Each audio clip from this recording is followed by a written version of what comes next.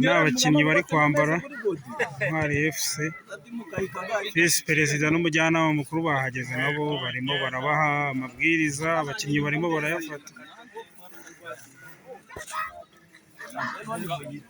Bari muri vestiaire.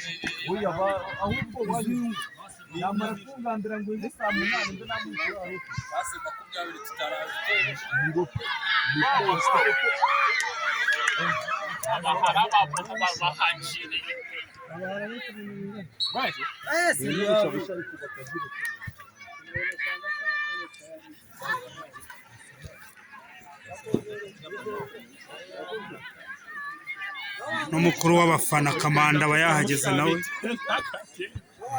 muri vestiaire, nabo bari gutanga inama match. Mbese ubu mu kanya irabitangiye, ibintu birabera uburyohe. Abayobozi bahageze, ibintu bimeze neza. Reka dutegereze turebe match iro nyirizina.